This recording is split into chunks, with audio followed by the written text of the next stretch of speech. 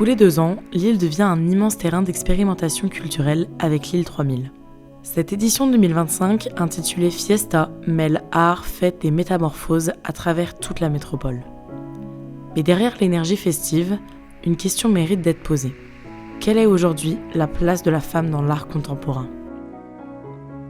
Pendant des siècles, les femmes n'ont jamais été considérées comme des créatrices, mais comme des sujets. Leur rôle s'arrêtait souvent à celui de muse, modèle ou élève, rarement maîtresse d'atelier. Elles étaient exclues des académies, des grandes expositions et de l'histoire officielle. À titre d'exemple, Camille Claudel, sculptrice de génie, est longtemps restée cantonnée au rôle de compagne de Rodin, avant d'être connue à sa juste valeur. Il y a très peu de noms connus, il y a même beaucoup de femmes qui ont été oubliées, alors qu'à leur époque, en fait, elles étaient connues. Il a fallu que certaines femmes passent du statut de muse dans l'art au statut, en fait, de créatrice. Aujourd'hui, à l'île 3000, plusieurs expositions remettent les artistes féminines au centre.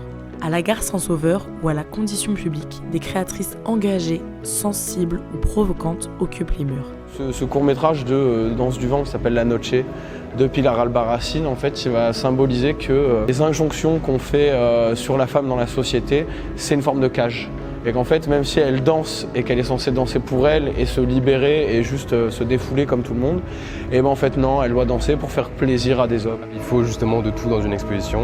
Donc je pense qu'en tout cas le commissaire d'exposition a vraiment choisi justement Angelika Messiti pour son travail qui représente tout à fait l'esprit de la fête et aussi pour représenter aussi la femme qui paraît important. Il faut représenter la femme dans tous les cas. Et la parité dans tout ça ? Petit à petit, les femmes prennent leur place et laissent leur empreinte.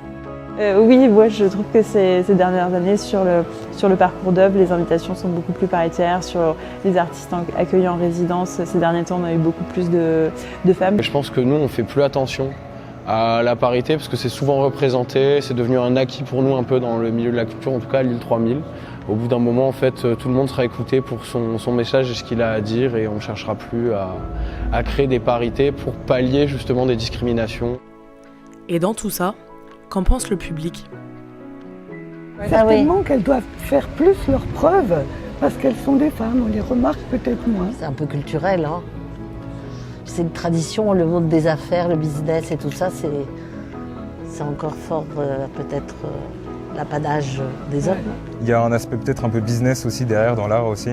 Et du coup, on va peut-être plus attribuer un aspect business à un homme qu'à une femme. Et en fait, les hommes, tu leur donnes dès la naissance, en fait, un droit un peu plus de s'imposer, alors que les femmes, je pense que ça va être plus compliqué d'arriver et de s'imposer en mode « moi je fais ça ».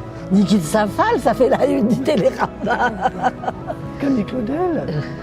Après, Frida Kahlo. Oui, ça évolue quand même, ça évolue par rapport à notre temps. Peu à peu, les choses changent. Les artistes féminines prennent leur place dans les galeries, les manuels et les esprits. Mais leur visibilité reste fragile, souvent conditionnée à des luttes et des initiatives engagées.